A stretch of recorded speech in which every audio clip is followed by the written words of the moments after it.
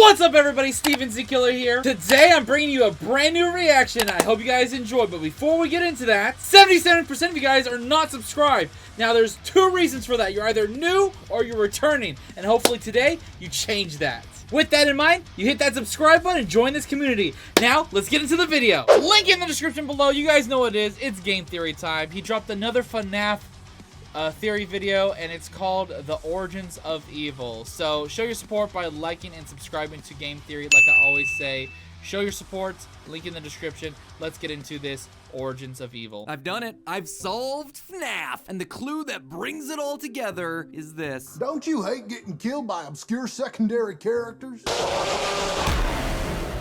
What the Hello, fuck? Internet. Welcome to Game Theory, where today I'm just gonna get straight to the point. This episode was supposed to be our final timeline, but you know what? It's not quite there yet. I think we're gonna have it ready for next week. There's just a few wrinkles that we need to iron out about Okay, so we have another one next week to do. Okay. Elizabeth's death Noted. specifically, but otherwise, I feel really good about everything we've pieced together so far. That said, I wanted to put this episode up first. And there's still more books, and there's still the upcoming DLC, and much, much more. Regardless, because it dives into a section of the timeline that's likely going to be controversial, which is also a bad thing because it's the beginning of the timeline. Nothing like starting off on the wrong foot, you know? So in order to head that one off at the pass, let's just start talking about it now, shall we? Last episode, I brought up how the team and I have been tackling this whole timeline project. Basically, that we've broken down everything into three key sections: the foundation of Freddy's, the Afton era, and post-Purple Guy. In that episode, we dug hard into the last chunk, trying to figure out the recent history with things like FNAF VR and Security Breach. But even trickier is the first chunk, the foundation of Freddy's. You see, at this point, we all have a general basic knowledge of the games, right? Kids die, animatronics get possessed, all that good stuff. But here, that foundational stuff right at the beginning, that's the murkiest, because honestly, there's not a lot that's immediately clear that we can go off of. Sure, there's a couple of lines from Phone Guy, maybe a sentence or two from the novels, but otherwise, it seems to be about it. How did William Afton and Henry Emily start working together? Were they rivals? Why did Afton start killing in the first place? Was Fredbear's Family Diner truly the first location? These are questions that seem important for us to answer, and honestly, if you're looking at where the timeline of Five Nights at Freddy's really begins, it's with those sorts of questions. The only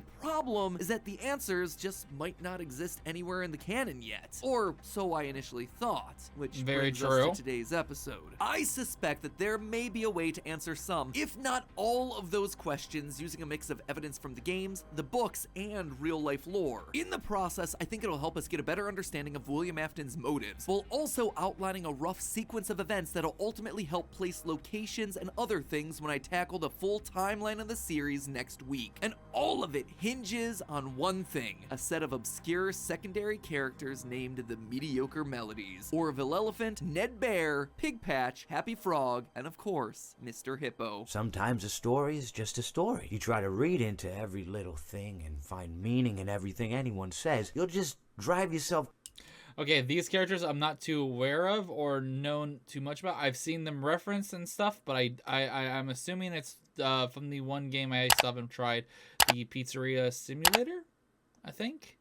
Yeah? Crazy. Yeah, I know, Mr. Hippo, I get it. That has been leveled at me more times than I can count. But I think in this case, we actually didn't read into you enough. You see, when the Mediocres were first introduced in Pizzeria Simulator, I was right, it is Pizzeria Simulator, okay. Them. And why wouldn't we? This is a game where you're pulling animatronics out of a dumpster. Trash and the gang are literally made of garbage. Why would we think that some random barnyard-themed characters would be worth our attention when there was already so much established lore inside of the thing? We beat the game, we solved the lore, we moved on. Then Ultimate Custom Night released, and there they were again. It was strange to see him fill so many slots, but I don't know, there was also Trash in the Gang, and Music Man! Other random pulls from the character deep cuts, so maybe it was just Scott trying to fill out the roster. But then something unexpected happened. Well, they were mostly treated as a joke. If you died to them, every once in a while they'd give voice to the most important character and mystery from the game. The one you shouldn't have killed, Cassidy. We've only just begun. I will never let you leave. I will never let you rest. It was a huge revelation, and the lines that they spoke Okay. helped us to determine that Custom Night was William Afton's endless torment at the hands of the spirits inside the Golden Freddy suit. But again, none of us ever stopped to consider why them? Why these characters? Why were they the ones that Cassidy was choosing to speak through? Why are they here? Well, after doing a lot of research for the grand overall timeline, now I think I know. The Mediocre Melodies were Henry's creation from a time before he and William started working together. When the two men merged their ideas together to form one company, the Mediocres became temporary characters at Fredbear's Family Diner before eventually being retired and largely forgotten.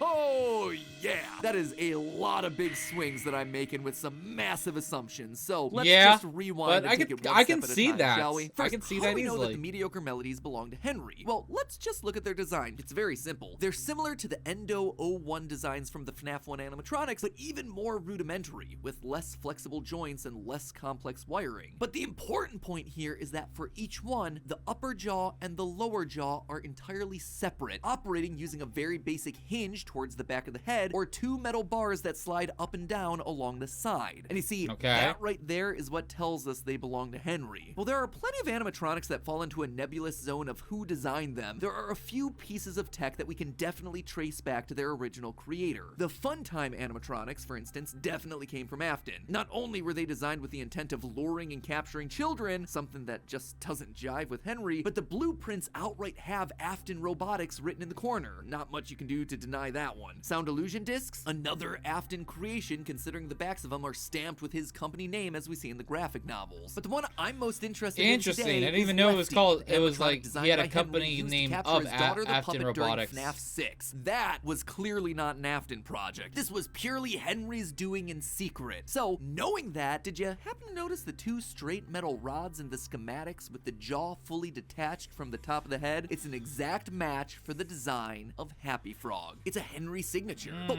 why does that matter? Well, the designs of the Mediocres also perfectly match up to the first generation of Freddy, Foxy, Bonnie, and Chica. We know that the Wizards were the earliest form of our core 4 animatronics. These were the ones that had children stuffed inside of them and got possessed. They outright tell us this fact in Ultimate Custom Night. I was the first. I have seen everything. But have you ever stopped to look at how the Wizards were constructed? They use the exact same techniques as the Mediocre Melodies. They have a full separation between the tops of their head and their jaws. Withered Freddy and Foxy both have the hinge opening in the back like we see with Pig Patch, and Withered Chica follows the Happy Frog and Lefty model with bars in the jaw to aid in opening and closing the mouth. Think this is just a coincidence? You know, I never knew that these ones were considered even older than FNAF 1 looking animatronics. Okay. I did not know that part, actually. That's interesting. Chica in other games. Chica in FNAF 1, a fundamentally different design. Funtime Chica, definitely not. Toy Chica, nope. The only other time we see this sort of fully separated head design for animatronics is with the FNAF 6 Rockstar animatronics. Ones that, again, we know were built by Henry as part of his plan to lure everyone back to his pizzeria trap. In short, the animatronic design seems to be giving us a timeline of events. The Mediocres and Wizards were built by Henry early in the timeline of the games. Eventually, Afton starts to influence the designs more and more until Henry comes back to design the robots that were used for his pizzeria trap. But again, I ask, why does any of this matter? Isn't this just a minor detail? Me looking for connections where they don't really matter? No. Knowing that the Wizards It's a good connection, though. It's a really solid one. It might help explain another part of the lore, Happiest Day. In FNAF 3's Happiest Day minigame, we walk past children wearing masks that match the coloring and rough shape of the Mediocres. Pink pig, green frog, purple hippo, orange elephant, blue... okay, not all of them match. But here's the thing, I'm not the one pointing that detail out. This is actually coming from Scott Cawthon himself. In the Five Nights at Freddy's Ultimate Guide, the character description for each Mediocre Melody calls this out as something worth noting. Quote, it's unconfirmed, but a child in the FNAF 3 Happiest Day minigame appears to be wearing a Happy Frog mask, Orville mask, Mr. Hippo mask. Every single entry mentions this specific detail. Seems like an odd fan theory to call so much attention to. And remember, Happiest Day is an exact recreation of the FNAF 4 pizzeria. We enter at the stage where Crying Child's bitten, we pass 3 tables, there's a bit of a gap, and then the final birthday table for the cake that's gonna set Crying Child's soul free. It seems to suggest that at some point the Mediocre Melodies existed in one version of the restaurant right alongside Freddy, Foxy, Bonnie, and Chica. But how could all that be? Well, it's easier than you might think. In the story The Puppet Carver, we read about the Pizza Playground, a restaurant that seems Off the bat, those children are fucking disturbing looking.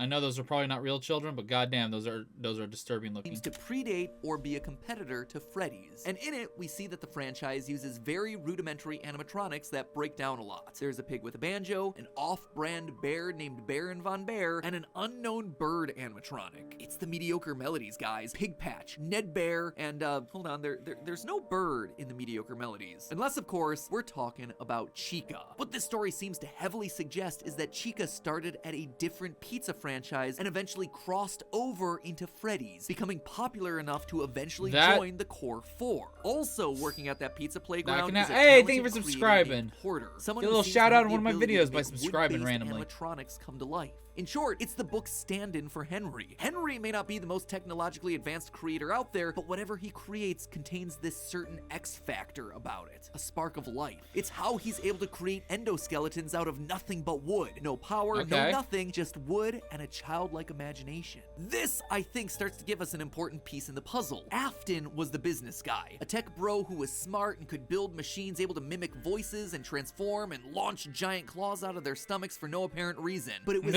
Henry who had the pure love of his craft, that intangible thing that just couldn't be replicated, and it drove Afton crazy. In the Silver Eyes novel, we read a bit about Afton's old journals, that they were, quote, full of raving paranoia, passages about Henry that ranged from wild jealousy to near worship, which now gets us moving towards a motive. You see, one thing that I kept getting stuck on in the building of a timeline was the question of why. Why does Afton kill? And out of everyone, why does he kill Henry's daughter, Charlie, specifically? She is one of, if not the first victim of the entire series. So why does Afton do it? Just because he's evil? Just because he's drunk from the bar at Junior's? No. I think Afton both loved and hated his business partner. He admired him and his magic, but also despised him for his success. This contradiction starts to point us to Afton's motive for murder. It also finally helps give us a framework for the early parts of their story. Loyal theorists, let me now point us to the most obvious place that we should have been looking for lore this entire time: the history of the Chuck E. Cheese franchise. Because in a game all about animatronic pizza restaurants, why would we not look to see what creative inspiration Scott might have gotten from the real-life franchise that started it all? I am so dumb. It took me researching an episode over on food theory to finally realize that I should have at least considered this at some point during the last 7 years of solving FNAF. Damn. You roasted yourself there. Head test moment. Anyway, I did exactly that, and what I learned was enlightening, to say the least. You see, what we now know of as Chuck E. Cheese actually started as the product of a feud between two rival animatronic pizza restaurants, Pizza Time Theater and Showbiz Pizza Place. Pizza Time was founded by a smart businessman who wanted to recreate Disneyland's Country Bear Jamboree. In the end, their onstage show wound up soulless and had no solid theme. Showbiz Pizza, meanwhile, had a creator who built better robotic attractions that were full of life. They also had a solid theme where everyone had southern accents and a lot of charm. I mean, just watch the clips and the difference is immediately clear. Like, happy birthday to you, happy birthday to you, you get it? See, we're all up here on the stage, and we can all turn, go around a big circle together. See, like this, our feet aren't screwed to the floor or bolted down. We can move. We got more moves than a can of worms. And then that old 1-2 Billy Bob can come up there and stick his old ugly mug in your face. To me, the battle between these two real-life pizza places, these two men, sounds a lot like the battle between William and Henry. A smart businessman who wanted to riff off normal Disney's for Bear like Show real-life versus a inspiration talented stuff artist to that was building animatronics take place with for this actual world. life and good southern I can definitely see that. I was just waiting for you to drop your guard. Even small details of the real-life story map nicely onto the games, like the fact that these pizza places had small cabaret stages off to the side for extra acts to get added later, just like how Foxy stands alone in Pirate Cove, a separate act that we see was the last one added to the core group of 4. In real life, Pizza Time Theater, the one I most associate with William Afton, went heavily into debt and was forced to merge with Showbiz Pizza. That meant that, at least for a while, all the animatronics existed under one roof, but because the characters from Pizza Time were stronger for branding, specifically Chuck E. Cheese, that's the ones that they ultimately moved forward with. I suspect that something similar happened in the games. William's bear-themed restaurant went heavily in debt. He gets saved by his rival Henry, and the two merge their restaurants together to create Fazbear Entertainment. Chica, a mediocre melody, officially joins Fredbear's cast of friends, and the rest are slowly phased out to obscurity. And William, angry and bitter, never truly lives down the humiliation of his failure, prompting him to lash out in a drunken rage against Charlie one night behind the pizzeria. This feels right to me, to set up William as more than just an evil purple guy. This flow of events actually gives him a reason to want to kill, a motive. It also aligns with a lot of the interviews that Steel Wool Studios has been doing recently. J-Top, creative director at Steel Wool, recently acknowledged how important it is for your horror villain to be an actual, fully fleshed out, tragic character. Try not to set out to make a cool looking villain, you know? Go make a monster that have a reason for it. Look at like anthology horror. Here's somebody doing something really, really bad.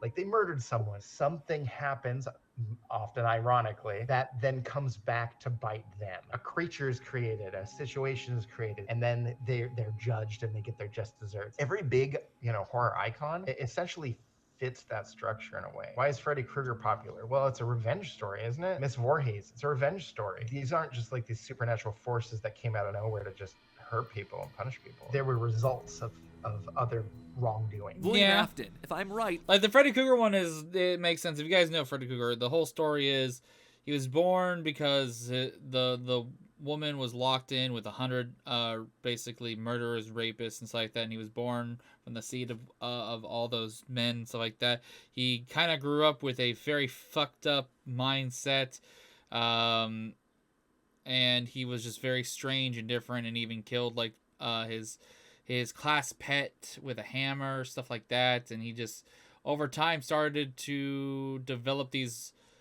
non-sociable, not caring about life ways, and people found out. But then he got murdered, and then he wants revenge back. So it kind of makes it Freddy Krueger is a good choice right there because of the fact of how deep the character can go. And of course there's also Jason Voorhees and stuff like that.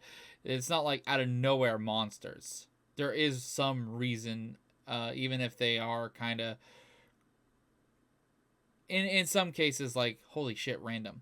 But yeah, that makes sense. Follows this exact pattern. His jealousy over Henry's skill causes him to lash out, which in turn dominoes to him building the very robots that'll eventually take Elizabeth and his crying child son away from him. The other thing that this mediocre melody timing issue may help explain is Cassidy's death. In the Fazbear Frights books, there's Andrew, who's basically the book stand-in for Cassidy. I know we're always supposed to take things in the books with a grain of salt, but Andrew here is an angry spirit that keeps William's soul tethered to a hellish purgatory so it can be punished again and again and again. He's also known to have had his body stuffed inside of Golden Freddy, so really the connections between the two aren't subtle. But Andrew has two unusual details about him. First, he wears an alligator mask. Second, and even more strangely, it's repeatedly made clear that his soul is attached not to an animatronic or an endoskeleton or anything like that, but to a battery pack, of all things. Now that is unusual. He's stuffed into Golden Freddy, but his soul is in a battery pack. Where in this franchise do we see animatronics using battery packs, let alone off-branded animals using battery packs? Oh wait, it's the Mediocre Melodies. Could they possibly have been around during the missing children's incident? Yes. Given what we already talked about with the Generation 1 That's Freddy, interesting, because earlier with one of the PNGs, you could see a battery pack on one of these fuckers while they were being shown off. We also see that the Golden Freddy suit has the same Henry style of design. In both the Fazbear Frights illustrations as well as FNAF 4's minigames, we see that Golden Freddy has the separated jaw controlled by two straight bars, just like Lefty and just like Happy Frog. And last but certainly not least, we come all the way back around to the point that I started this whole episode with. Cassidy speaks through them, of all characters. Not through Golden Freddy, not through Fredbear, through the Mediocre Melodies, the animatronics with a battery pack. Just thought it was an interesting series of connections. So anyway, those were some stray observations that I've been kicking around about the Mediocres. What do you think? Do they have greater lore importance to the story than we initially thought, or are they just meant to be a joke? Am I just falling victim to everything that Mr. Hippo warned me against? Let me know down in the comments below now, because this is your last chance for them to affect the final FNAF timeline for 2022. Our interpretation of all the events in the series up to now. That episode will be coming in the next week or two. I swear, I am not putting it off anymore. We are gonna plow through through this thing to the very end. We have gotta finish it. Gotta finish it, man. We've gotta finish it. You're so close. Just do it. So make sure you subscribe to know when that one is uploaded. And in the meantime, remember, stay hydrated. I appreciate. All right, this is going into like an ad thing. But anyways, that is it for game theory today. If you guys enjoyed this reaction, hit the like button, hit the subscribe button, check out more. If you have more suggestions down below, comment them. Or post in the reaction idea section on my Discord. That is probably the best method to get me to watch something you guys really want me to watch. And also, when the full-length timeline stuff drops by Game Theory, I'll be checking that out as soon as I possibly can. And I'll see you guys in the next video. Till then, later! This is the Prince of the motherfucking Saiyans, and I am ordering you to subscribe to Steven Z. Killer!